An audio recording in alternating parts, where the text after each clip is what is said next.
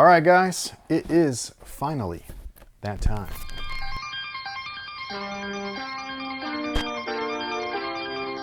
Hey, what's going on, guys? My name's Chris. Welcome back to the official WearTesters.com YouTube channel. Today we got a detailed look and breakdown on these bad boys right here. And yes, a classic has returned again with Nike Air on the back, but even closer to the original.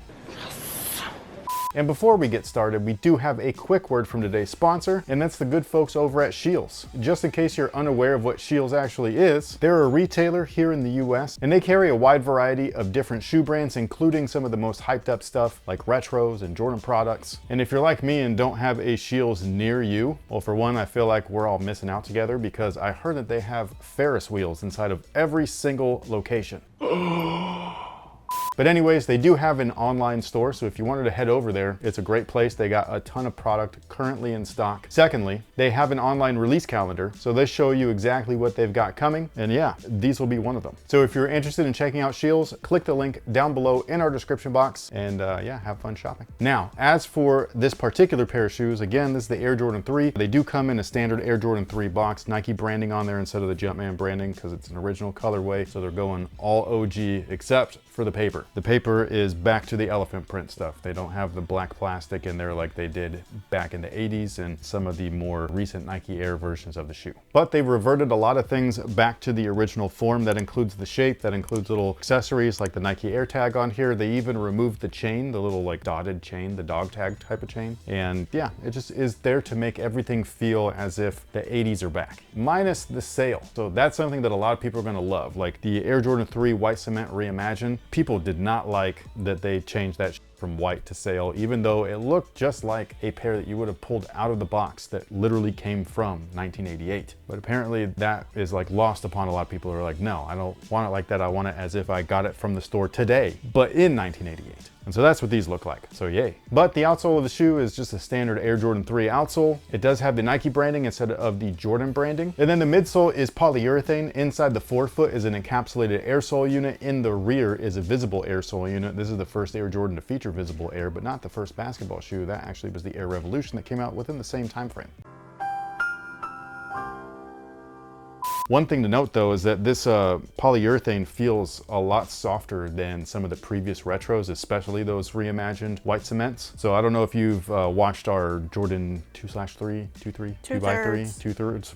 I don't know, we've named them so many different things by now. But either way, if you've watched one of those videos, you've noticed that I've talked about the polyurethane feeling a lot softer and just a lot more comfortable than other retros, and this retro feels like those. So I think that's cool. However, they probably did that because they didn't put an actual polyurethane insole in here. Instead, it's the Dream Cell variety. This honestly is the biggest bummer or letdown of the whole thing. It's not anything that's gonna keep me from buying them. Clearly, I grabbed a pair, but it's just one of those things where if you love the comfort from the white polyurethane, you're not going to get that here, and it's just, you know, oh well. But it does come with the traditional Nike Air branding on there, again, much like the original version of the shoe from 1988. And then the overall shape of the shoe looks pretty good to me. Is it identical to the original? No, but again, it's as close as we've gotten as far as like a retro is concerned, especially for this particular retro and this particular colorway. This is the closest thing that we've seen since the initial release in the 80s. So I think that that's something to celebrate.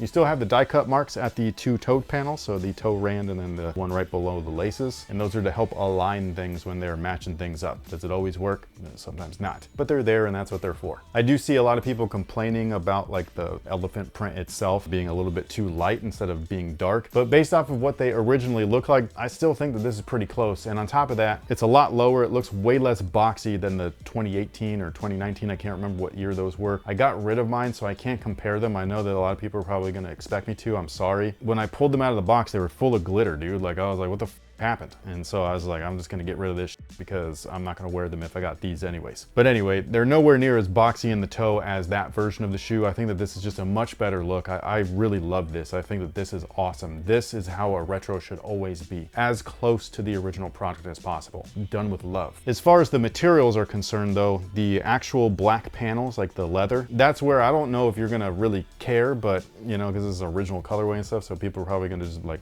grab these anyways. But it's not premium or anything like that. So don't get your hopes up too much. Don't think that like, oh yeah, they really went all out. They didn't. They reshaped the shoe. It looks better, but is it like a premium Jordan product?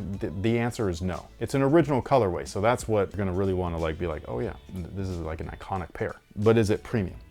Everything else is very standard though. The tongue has been reworked. That's definitely one thing that's different than the last version of this shoe, where if you look at it like this, you don't see any red poking out or anything like that. None of the liner, you know what I mean? So this is the way that they actually made tongues way back in the day, where the liner was behind it and it was rolled over like that. Somewhere down the line, things changed where it literally was like a middle seam. It was like the front half, the back half. Yeah.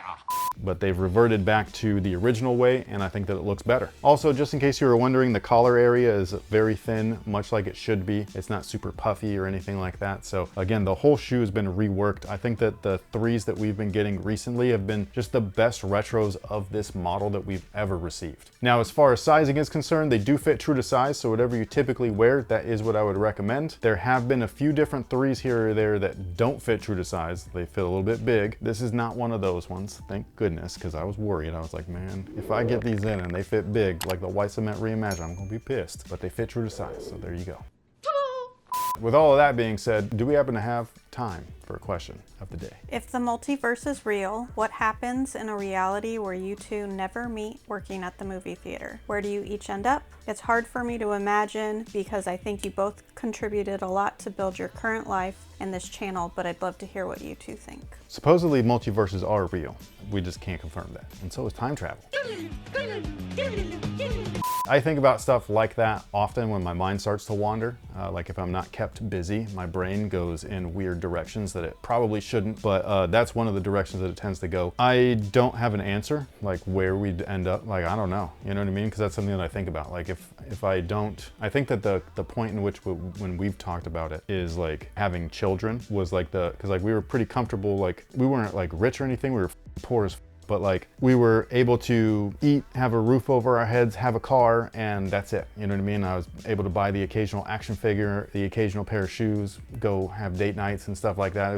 Everything was fine. You know what I mean? Like there was nothing to complain about. But it was like having kids was the catalyst of like, oh no, like I don't want them to have my childhood. You know what I mean? Like I want them to have like what I wish my childhood was. So that's what I worked for. But I don't know if that also correlates to the YouTube thing, because like I just would work multiple jobs, and so like I'd never be home. I'd be working from 9 to 5 one place, and then from 6 to close at another. So yeah, so I don't know. For myself, I honestly don't know where I would be if I hadn't met you, if I had never worked at the movie theater, because the movie theater was what I was doing as I became an adult, and I've known you my entire adult life, and I've led a very like, yeah, let's just see where this goes kind of attitude towards work and everything. But for you, I feel like if we hadn't met, like say I didn't get a job at the movie theater and you kept doing your thing, I think eventually you would have gotten to a place where you wanted to play basketball again, and then you would find that you couldn't find any reviews, and then like I still feel like your life would have snowballed to some kind of version of where we are currently.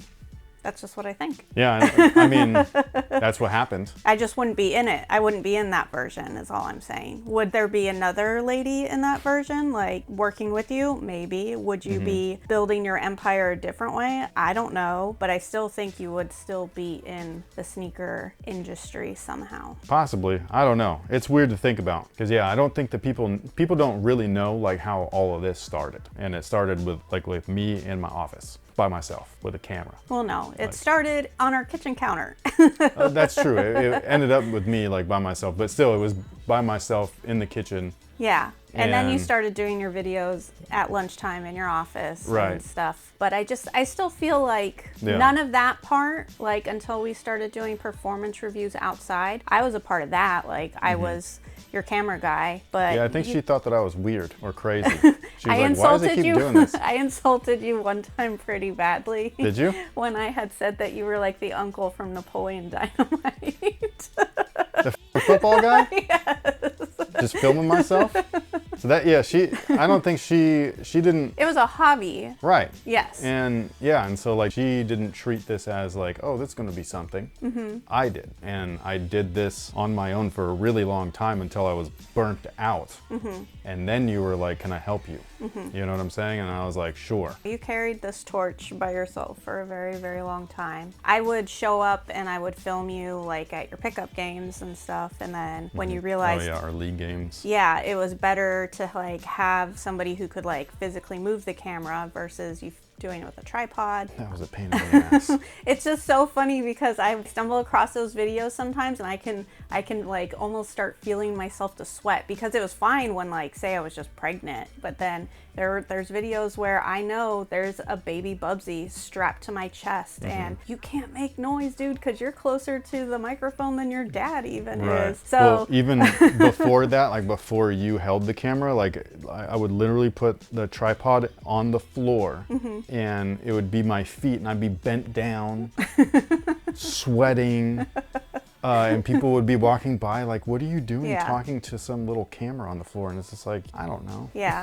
But no, this has been a trip, and it's been a learning experience that we've gotten to like share with our kids, being like, hey, we've been doing this for so long that when we originally were doing our taxes, like they didn't understand what to do with like a YouTube channel. And now we're to the point where like that's not an anomaly. And like podcasting, everybody loves podcasting, listening to them.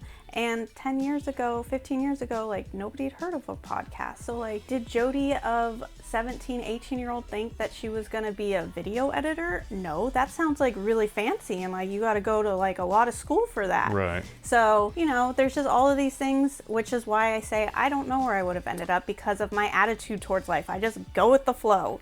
You know, I will piggyback, I guess, a little bit, or like boost like your thought of like I might have ended up here in the first place, because that's where freshman year there was this thing called angelfire.com where you can like make your own website. And so I did, and I made it on Michael Jordan's shoes. At least up until that point, they were on the 13 at the time. And anytime there would be a new one, I'd add it. And like all this stuff, and I had a little counter on the bottom so I could see how many people were coming to the site. I would go into AOL chat rooms and copy and paste my link and be like, hey, go to my website. Like if you want to know about Jordan shoes, blah, blah, blah. I figured out how to make the Jordan logo turn, all kinds of stuff, man. And then I went from there to computer graphics, like the classes, like at school. Like this is what I would do in school. And I would read East Bay magazines instead of my textbooks and all of this other weird stuff. I would play basketball like crazy, obviously. Yeah, and then even when I was done with high school, the first thing I did was go to computer programming, and I fucking hated it, but like I was like, I need to learn, because this is what we lived in the Bay Area. It's like what people did, you know what I mean? And so like it's obviously not what I ended up doing, but loosely it like ran back around to it, you know what I mean? So yeah, it's just, life's weird. But anyways, thank you so much for everything. We greatly appreciate it. We'll catch you guys on the next one. So until then, have a good one. I got so sidetracked by everything. Look at this hoodie, bro. It's so fire. Did you want to see it up close real quick? Look at how premium just the garment is alone. And then you got this jersey style like stitched on there, and then the colors pop. Oh my goodness. It's so good. It's almost hoodie season at Sins Apparel. Stay tuned.